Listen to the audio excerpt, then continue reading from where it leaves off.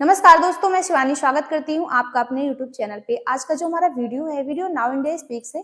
So start करते हैं video और मिलते हैं वीडियो में। बट वीडियो स्टार्ट करने से पहले मेरी आप सभी दोस्तों से रिक्वेस्ट है, प्लीज वीडियो को लाइक और चैनल पर नए चैनल को सब्सक्राइब भी कर दिया करें। सो स्टार्ट करते हैं वीडियो। मकबूजा जम्मू कश्मीर के सयाहती इलाके पहलगाम में फायरिंग। भारतीय मीडिया के मुताबिक 20 सयाह हलाक और मुतादिद जख्मी हो गए। जराये के मुताबिक हमले में मजहब का इस्तेमाल करते हुए गैर मुस्लिमों को निशाना बनाने का ड्रामा भी किया गया। जम्मू कश्मीर में पाकिस्तान के द्वारा भेजे गए आतंकवादियों ने लोगों से गोली चलाने के पहले उनसे उनका नाम पूछा है, उनसे उनका मजहब पूछा है, और फिर जब कंफर्म हुआ है वो किस मजहब के हैं, उसके बाद उन पे गोली चलाई गई है। अनआर्म्ड सिविलियंस जो कि बिल्कुल टूरिस्ट थे, जिनका किसी किस्म की किसी चीज से कोई ताल्लुक नहीं था, उन पे अटैक किया गया है। आप सर काट के लाइए आसिम मुनीर का, आप अटैक करिए वहां पे। इनके पाकिस्तानी फौजी जब तक पाकिस्तानी पंजाबी फौजों की लाशें उनके गांव में नहीं जाएंगी, वहां से चीखने, रोने और बिलखने की आवाजें नहीं आएंगी, कश्मीर में शांति नहीं होगी। इसकी इतनी मार पड़ेगी ना, इनको आइडिया नहीं है।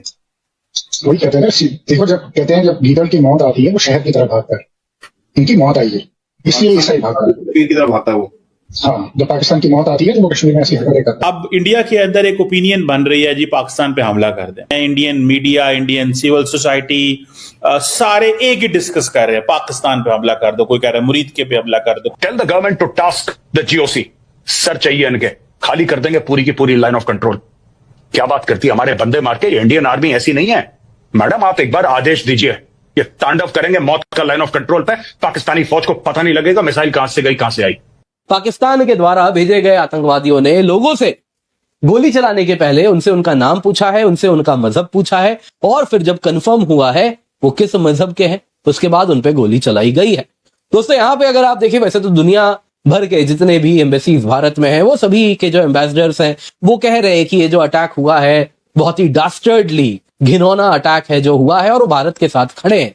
लेकिन यहाँ पे सवाल उठता है, अब भारत को क्या करना चाहिए? क्योंकि दोस्तों यहाँ पे अगर आप देखें तो जो टाइमिंग है अटैक की वो बहुत कुछ बता रही है। एक तरफ तो वो ये बता रही है कि जो हाई प्रोफाइल विजिट्स अभी देश में हो रहे हैं, कहीं ना कहीं उनको एक प्रकार से आप देखें तो मैसेज दिया जा रहा है उन सभी ग्लोबल प्लेयर्स को। इसके सिवा दोस्तों यहाँ पे अमरनाथ के जो तीर्थ यात्री हैं उनको जब सीआरपीएफ आ जाती है अमरनाथ के तीर्थ यात्रियों के सिक्योरिटी के लिए, और इस प्रकार की सिक्योरिटी वो देते हैं कि कहीं ना कहीं ये आतंकवादी कुछ भी नहीं कर पाते।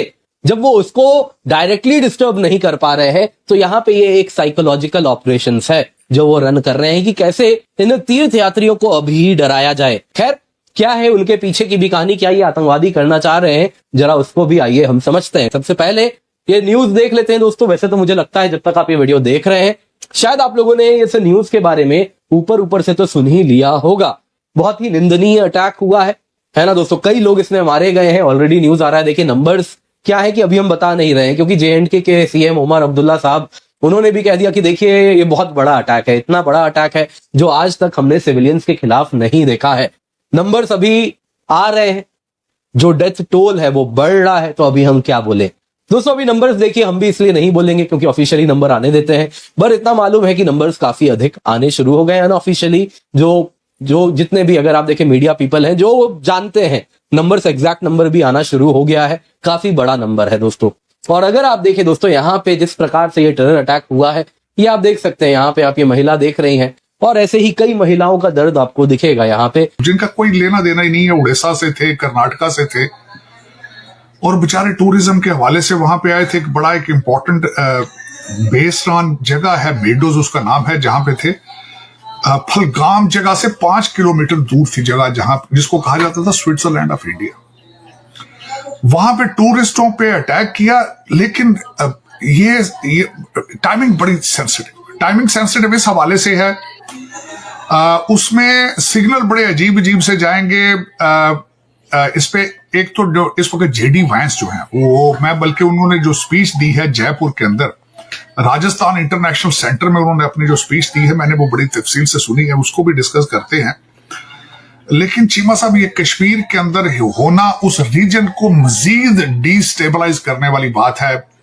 जो भी इसके पीछे, अभी तक किसी ने इसकी रिस्पॉन्सिबिलिटी एक्सेप्ट नहीं की, लेकिन जो भी इसके पीछे है उसका 2 कंट्रीज के साथ बिल्कुल जो है वो डायरेक्ट डैमेज करेगा, पाकिस्तान को और भारत को। हालात पहले ही सेंसिटिव हैं, दोनों कंट्रीज का रिलेशनशिप पहले ही सेंसिटिव है, जिसको अगर देखा जाए और वो मजीद सेंसिटिव हो जाए, दोनों तरफ से ब्लेम गेम्स आएंगी, रिस्पॉन्सिबिलिटीज और पता नहीं क्या क्या होगा। और उस रीजन के अंदर जहां भारत इस वक्त अपने डिप्लोमेटिक रिलेशनशिप्स के हवाले से पूरी दुनिया के अंदर ग्रो कर रहा है, इकोनॉमी ग्रो कर रही है। ये इंडियन आर्मी क्या है? रिपब्लिक डे परेड के लिए इंडियन आर्मी अटैक करते हैं एक दूसरे देश।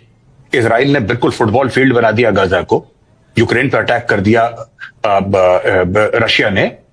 तो क्या इंडियन आर्मी है क्यों? ये टोटल 15 लाख से ऊपर आर्मी, नेवी और एयरफोर्स, बिलियंस ऑफ डॉलर्स का बजट है काई के लिए कि कोई भी ऐरा गहरा नथु कह रहा हम लोग कह रहे हैं हम आतंकवादियों को मार देंगे, तो होगा क्या? आप मार दीजिए, 100 को मार दीजिए, फिर क्या होगा? पाकिस्तान और आ जाएंगे, 1000 और आ जाएंगे। मैं इसीलिए कह रहा हूं कि यह प्रॉब्लम पाकिस्तानी फौज की है। ये एक जिहाद के तहत काम करा जा रहा है। जब तक आप खुल के नाम नहीं लेंगे, आप आइडेंटिफाई नहीं करेंगे, आप सर काट के लाइए आसिम मुनीर का, आप अटैक करिए वहां पे इनके पाकिस्तानी फौजी। जब तक पाकिस्तानी पंजाबी फौजों की लाशें उनके गांव में नहीं जाएंगी, वहां से चीखने, रोने और बिलखने की आवाजें नहीं आएंगी, कश्मीर में शांति नहीं होगी। फैसला जज्बाती होकर ही लिया जाता है। हम लोग इतने मैच्योर बनते हैं कि पाकिस्तान ने 1993 में बॉम्बे में बॉम्ब ब्लास्ट करे, कितने वो किलो आरडीएक्स लेकर आए, इतने लोगों को मार दिया, 26/11 करा, जज्बाती नहीं होना चाहिए। पार्लियामेंट पर अटैक कर दिया, जज्बाती कभी नहीं होना। अक्षरधाम मंदिर में अटैक कर दिया, कभी हम लोग जज्बाती नहीं होते। हजारों लोग कश्मीर में मार दिए, जज्बाती मत होना। पंजाब में आग लगाती, जज्बाती मत होना, कभी जज्बाती मत होना। हमारे जज्बात क्या हम लोग लाश हैं क्या कि जज्बाती नहीं होना? Are we dead bodies? नहीं। देखिए ना, मैं आपको बताता हूं कि ये मारते रहेंगे आपको, पाकिस्तानी फौज मारती रहेगी। आप जब तक पाकिस्तानी पंजाबी फौज की लाशें उनके गांव में नहीं पहुंचाएंगे, या आतंकवादियों को मारना छोड़िए, हाफिज सईद दुश्मन नहीं है, आसिम मुनीर दुश्मन है। दुश्मन को पहचाने आप लोग प्लीज, ये मेरी रिक्वेस्ट है। Please recognise your enemy, it is general Asim Munir, it is not Hafiz Saeed, is it not Maulana Masood Azhar और सैयद सलाउद्दीन। ये दुश्मन नहीं है आपके, दुश्मन है आपका पाकिस्तानी आर्मी चीफ। जब तक आप दुश्मन को नहीं, आप घास आपको काटनी पड़ेगी। नाविका मानिए आपका घर है, घर के आगे घास है, लॉन है, आप घास काटते हैं ना, इसमें घास का दोष नहीं होता, लेकिन घास कटती है। पाकिस्तान घास है, आप हर हफ्ते घास काटिए, ये अपनी औकात में रहेंगे। सो फ्रेंड, ये थी आज की वीडियो। दोस्तों, बड़ी ही दुख की बात है दोस्तों, आप सबको तो पता ही होगा कि कश्मीर में पहलगाम में आतंकवादियों ने, जिहादियों ने हैवानियत की, दरिंदगी की सारी हदें पार कर दी। दोस्तों, वहां पर जो लोग, जो टूरिस्ट आए थे एंजॉय करने के लिए, खुशी के लिए, उनकी आप देखो ना, पल भर पहले के जो उनके वीडियो थे, किस तरह से वो हंस रहे हैं खुशी से, और उसके पल भर में नहीं पता कि उनके साथ क्या हो जाएगा, किसी को नहीं पता होता है। और वो खुशी उनकी मातम में बदल गई। लोगों को कत्ल कर दिया गया, मतलब बच्चों के सामने उनके पेरेंट्स को मार दिया गया। और उनसे जो आतंकवादी थे, उनका सवाल क्या था कि आप हिंदू हो? बस एक सवाल कि आप हिंदू हो? अगर हाँ, तो सामने वालों को भून दिया। कपड़े उतार कर उनकी मजहबी जांच की, मतलब चेक किया, और जब ये फाइनल हो गया कि नहीं ये हिंदू है, तो बस उसे भून दिया। आप किस स्टेट से हो, कौन सी आपकी भाषा है, क्या जाति, कुछ भी नहीं, बस मारने वाले के लिए आप एक हिंदू हो। जो लोग कहते हैं ना कि आतंकवादियों का कोई मजहब नहीं होता, कोई धर्म नहीं होता, अगर मजहब नहीं होता तो ये मरने से पहले ये क्यों पूछ रहे थे कि हिंदू हैं आप? इनका मजहब होता है, और जो होता है वो सबको पता है। धर्म पूछ पूछ कर मार तो दिया, उन बेगुनाहों की जाने गई, लेकिन इसका खामियाजा तो भुगतना पड़ेगा। क्योंकि आप तो जानते हैं कि कश्मीर में अगर टूरिस्ट नहीं जाएंगे, अब कश्मीर में टूरिज्म कैसे खड़ा होगा? अगर टूरिस्ट नहीं जाएंगे तो कश्मीरियों के पेट पर लात पड़ेगी, जो कश्मीरी आतंकवादियों को अपने घर में छुपाते हैं।